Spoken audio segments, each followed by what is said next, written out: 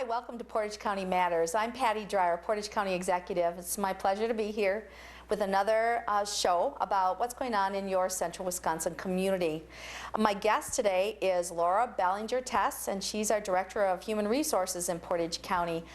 Right before we get to Laura, though, I want to highlight our biggest news in the county right now is the fact that we've got the 2012 budget finally in hand and finalized as of the November 10th county board meeting.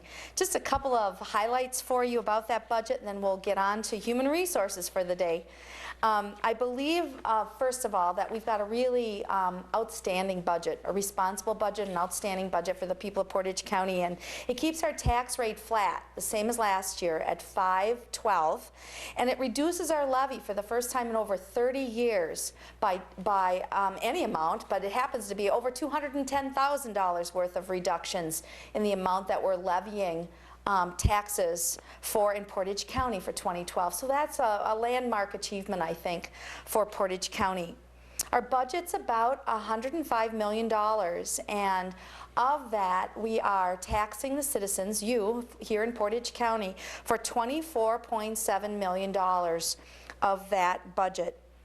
We're doing some things differently in Portage County this year. We're sharing staff across departments, as we've talked about a little bit in previous shows. And we'll talk a little bit about it during this show today. And we're working hard to keep costs down while we retain county services. And we are also anticipating growing areas of need, such as particular needs in our aging and disability resource population, for example, and also human services. Portage County is going to borrow $8.6 million, and this is a 3-year borrowing package. We had talked about this in our last show with the finance director, Jennifer Josie, in Portage County. We're going to be using these dollars to pay for capital and infrastructure expenses. So they're usually one-time projects of a larger cost. So, for example, replacing old boilers in our buildings or road projects. And so our previous debt was due to be paid off in 2012, and we're taking on this additional debt because it's really important for maintaining stability in our taxes and maintaining a strong financial portfolio too. It helps us keep our taxes stable, but also it spreads the burden of these higher ticket items like a road project over the shoulders of people for many more years rather than hitting us all at once during 1 year. So it's kind of an important part of financial planning in county government. If you have questions about our budget, there's so much more I'd love to share with you about it. You're very welcome to call our office, the County Executive's office, at 715-346-1997, and you could set up an appointment, and I'd be happy to talk with you about that or about our borrowing package. The other thing that you could do if you're interested is to check out the Portage County website, and that information will be across the bottom of the screen here in this show, and we'll be able to you'll be able to see a copy of the budget. It's a really big document, so if you need help wading through it, again, give us a call. And also my budget presentation is posted there on the website, so it does a good job of providing some highlights about the bigger picture on the budget. So anyway, thank you for that. I'll look forward to talking with you more about the budget and as we roll it out in the next month or so.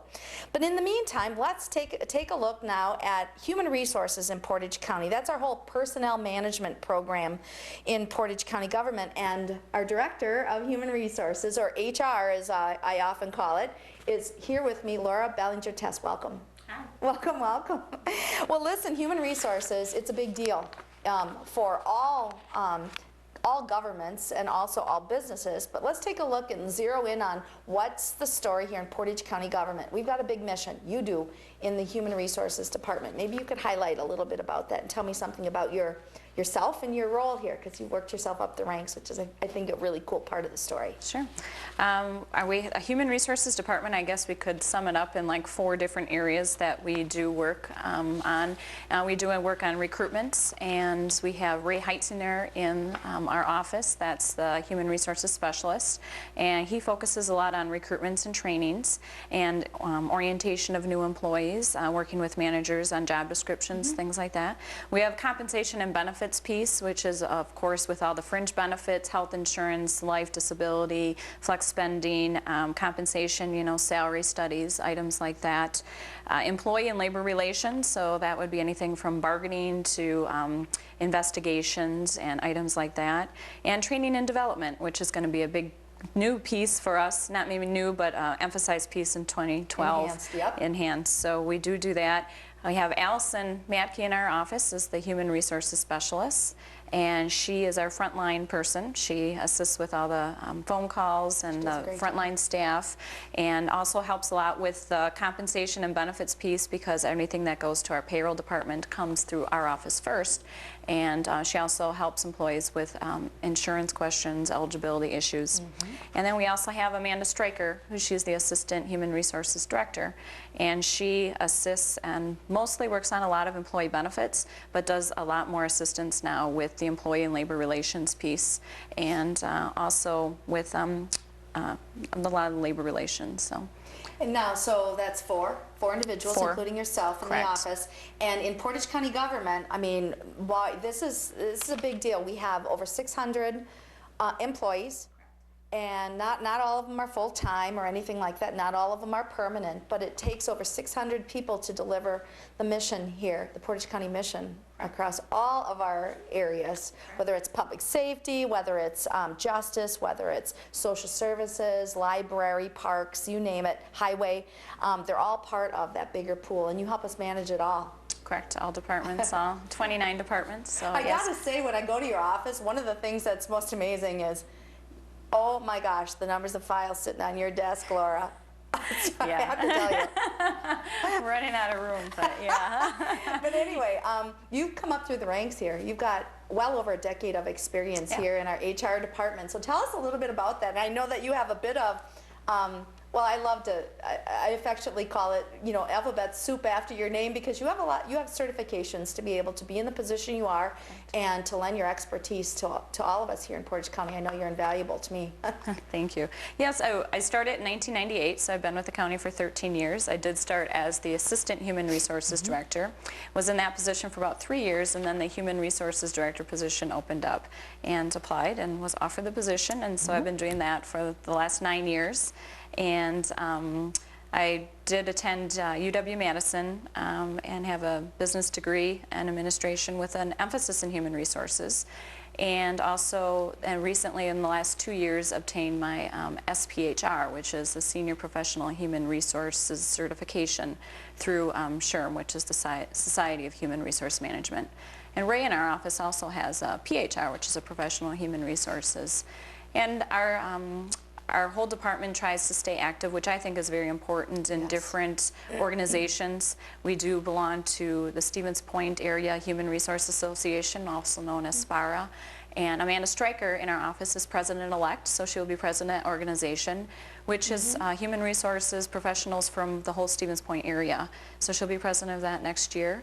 I also serve as the secretary on the Wisconsin Public Employer Labor Relations Association Board, which is Wisconsin Human Resources professionals of cities, towns, villages, counties throughout the state. And we also belong to WACPED, which is called Wisconsin Association of County Personnel Directors. And so I was right on that alphabet soup A lot thing, of alphabet soup, yes. Well, this has been, if there was going to be one way to characterize 2011, it's been a year of change. Yes. And so, and of course, many of the viewers of this show are probably immediately thinking about some of the changes that happened at the state level that have impacted our local government and how we manage our human resources right now. Let's go ahead and talk a little bit about the budget repair bill and some of the changes that we've gone through that you've really helped to chart the course for here through your leadership, because it was a lot of work with many people to get us through these kinds of changes this year. Yes.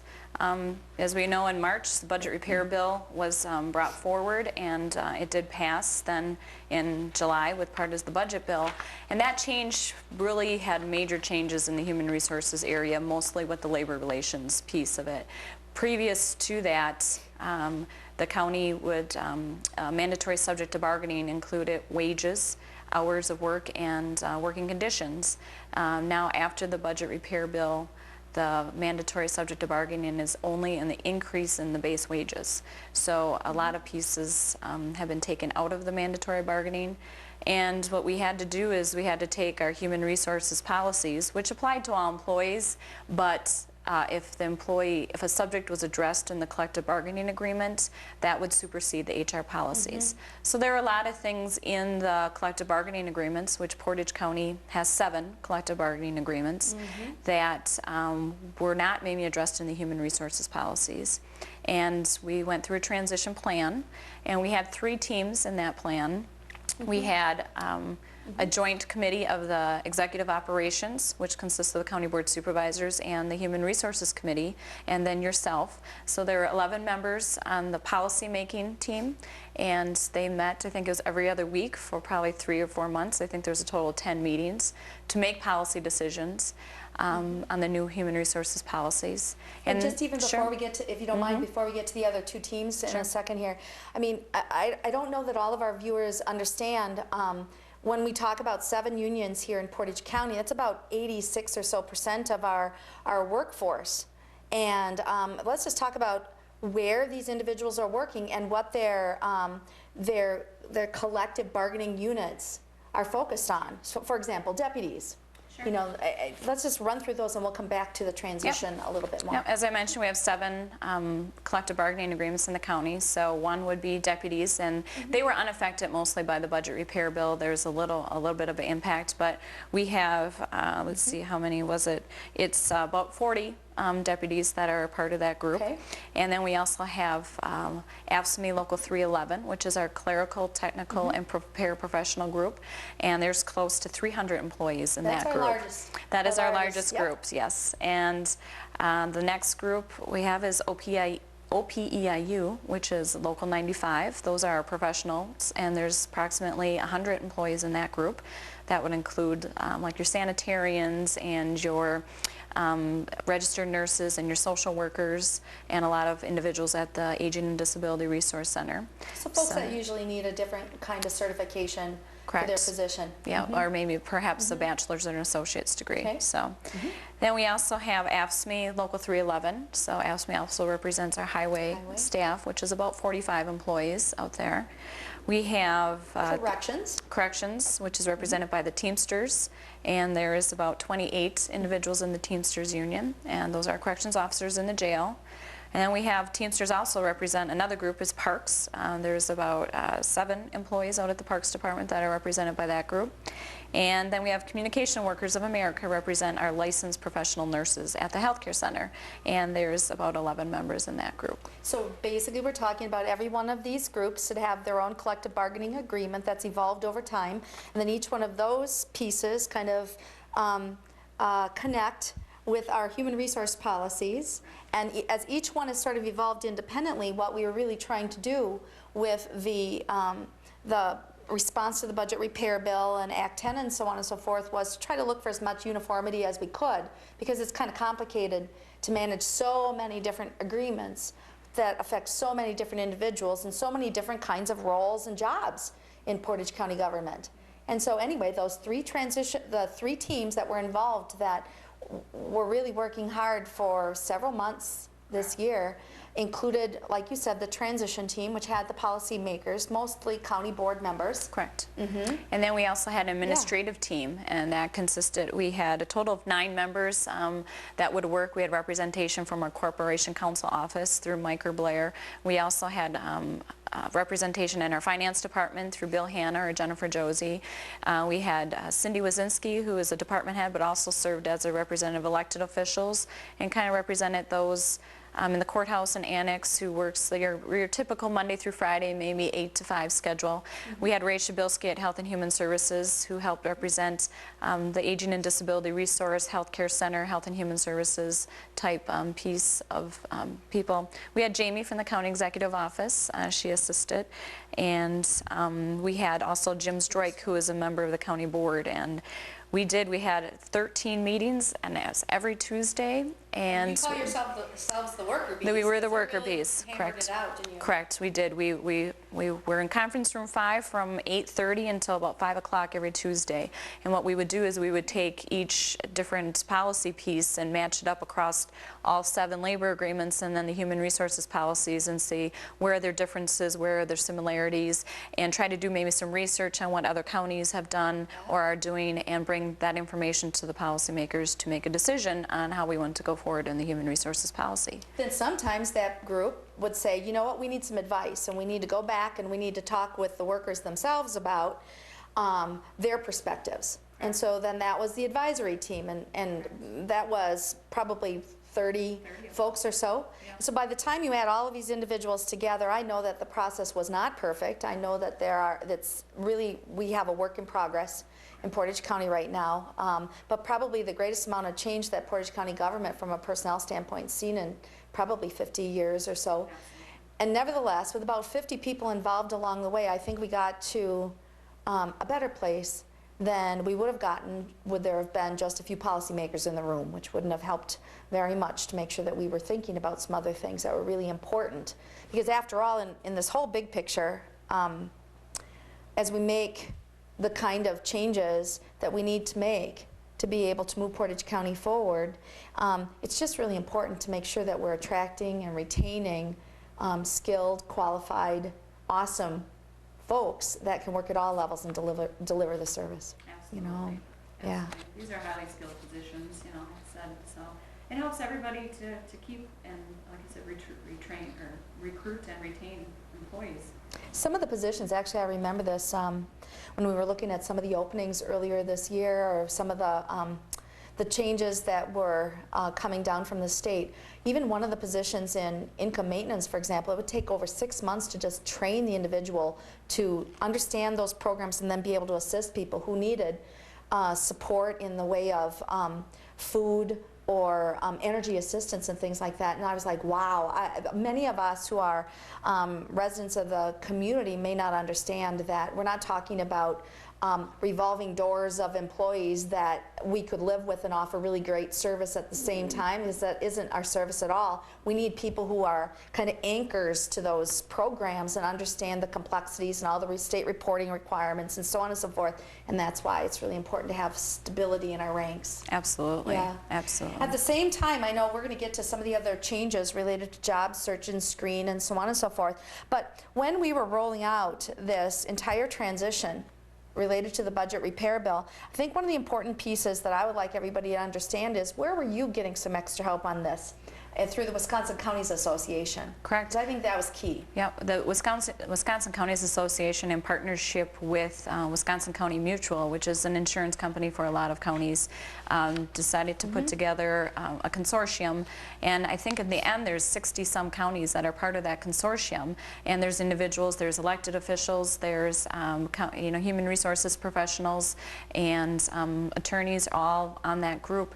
And we divided out into different smaller groups that were emphasizing on specifics, such as one group that I belong to is focusing on personnel policies and trying to put together a template and maybe trying to do some of the homework and split out some of that homework and then bring it to the larger group, which is over 200 individuals. And so we can take that information back to our counties and say, you know, these are some different options we have and some of the research on those options, and where do we want to go, knowing that one isn't going to fit all counties, but then at least the homework, and not everybody's recreating the wheel and not everybody's Yes. duplicating services. So Learning from each other. Yes, Yep. very much so. And kind of sharing and charting that new course, because again, this wasn't a pathway that any of our counties across the state of Wisconsin had been walking before. Correct. So we need, there's lots to learn Correct. along the way. And also, it's really important from the risk management standpoint. I mean, if we don't do the right things Correct. related to having solid policies and procedures and so on and so forth, we can get ourselves into trouble, and that's just no way to operate this kind of business either. Yeah. When we talk about sharing staff a little bit, I mentioned it at the news spot at the beginning. I'd like to really delve into that a little bit, because I think it highlights what your role is a lot out of the Human Resource Department. So this year, for 2012's budget, and we actually began it already in November, we have begun to share 2 employees from the Parks Department with the Highway Department. So maybe, I mean, you were very much involved in the process. I'd love you to walk us through that a little bit. Sure. We had, obviously, there's a budget issues in the Parks Department, and we had some skilled workers who were possibly facing the potential of layoff for the winter season. But we also then had some openings due to retirements in the Highway Department. And which is our high season. Winter's our high season at Highway. Correct. And winter's the low season, or the slower season at Parks. So Correct. it's kind of interesting. Correct. And I think Gary Speckman was even the one that came forward with the idea and said, you know, I have 2 skilled individuals that may have this skill set that fits into Highway during their high need time. And so we worked through that. We recreated the job descriptions, made sure that the employees were qualified for the positions, talked through the compensation issues with their benefits, because they are 2 different unions, and discussed with the union representative from Parks on the issue. And they are starting, or they have started, or will be starting at the end of this month. Actually, they had their winter safety training already. Correct, correct. That was their first. And we'll be working over in Highways. So being able to retain staff and to assist in other areas where there's a need is, I think, a good idea. I know one of the consortium groups that we're looking at is an actual consolidation, cooperation type group, and looking at opportunities like that throughout the state. And it is becoming a reality with the budgets the way they are, and retaining qualified staff to still provide the quality services with the amount of fiscal ability that we have. And even when we did that sharing across the 2 departments, I mean, one of the things you had to make sure was that the physical tests, because there are different physical demands with the job descriptions, for example, of the both departments, that we needed to make sure that they could satisfy those requirements as well. And that leads me to the whole other piece about what we do when we do background checks on individuals and so on and so forth. Could you talk a little bit about the background screening and the testing of employees? Sure, to make sure, and even going forward, it's going to be even more important to highlight those, because a lot of the seniority-based items that were there with collective bargaining agreements before, the county has decided per policy to go with the most qualified. So you do have to measure what is the most qualified, and to do that you would have different testing. We do skills testing from down to typing skills to higher level skills of how, how's your abilities with Microsoft Word, and all the way to physical testing, how much can you lift, how much can you, squat, things like that. We just need to make sure everybody's qualified for their positions, for their own safety, and for the county's and everybody's the best for everybody. And then we also testing, right? We do psychological leadership testing on new directors. Correct. I know yeah, we do psychological for deputies and corrections. We do, like I said, leadership testing for all department heads that we started a number of years ago. And then we also have, I'm trying to think what else. All those background checks, especially for those working with vulnerable populations. Correct. Yeah. And this year's the first year now we've implemented for our volunteers, and Ray in our office has helped picked up some of that, is doing some background checks for all the volunteers and throughout the county too. That's right, with about 1,000 volunteers helping to support our mission. You can't put them in, in touch with somebody if we haven't done a background check to make sure that everybody's safe in the situation. Retirements also, that's the other big story here, as we take a look at what's going on in the headlines. Here, in school districts, for example, that retirements have been far greater this year, in 2011, than in past years on a traditional sort of flow. What about the trend here in Portage County? What have we seen this year in county government? Can you highlight that, please? We are seeing an increase in retirements. Year to date so far, through the end of October, we've had 26 retirements. And the individuals that are retiring, our retirements, have put in a lot of years of service. I think the minimum was 13 years and the highest was 39 years. Wow. So, and we have individuals, a lot of individuals with 30, 35, 39 years of experience. And so year to date 26, but December is always a higher retirement year for us too, or retirement month, sorry. But and in comparison to other years, in 2010 we had 13 total for the whole year, and then 2009 we had 9, I believe. So we're on the track to be more than double than we were last year. And one of the things that I want to make sure that we highlight for folks here with about 5 minutes left in the show is that I know that a lot of folks are looking for work right now, and let's highlight who can apply for Portage County jobs. How do you find out about them, and what's different this year? Sure. Yep. Yeah, where people Starting can get Oc- more information. Sure. Starting October 1st with the new policies. Previously, we would have internal applications first for the union positions, and union individuals could post for a position before it went to the external outside candidates. Now October 1st, internal and external will apply at the same time, so we'll be advertising externally for all of our positions right away. They are posted in our office, but they're also on our Portage County website, which is probably where we get our most applications from, because you can apply right online. So you can look up, it's on the Portage, the main website piece. We'll have that address on the bottom Yep. of the screen here somewhere. And then there's this, there's a link that says job opportunities, and if you go out, there's all the listing of the positions, and you can click on that job and just fill out an online application. We also advertise in the Stevens Point Journal through Wisconsin JobNet, Sure. which is the job services, and then we have a job hotline phone number also. And we'll have that on the screen as well. Yeah. Now, it's constantly changing, so people want to check back often. All And the time. there was something really cool that you taught me about the online applications, about, how you can use it for applying for Sure, more different than one positions. Once position. you fill out that application, you can go back and you can tailor it to a different position, then apply for a different position, and without just doing a whole new application. So.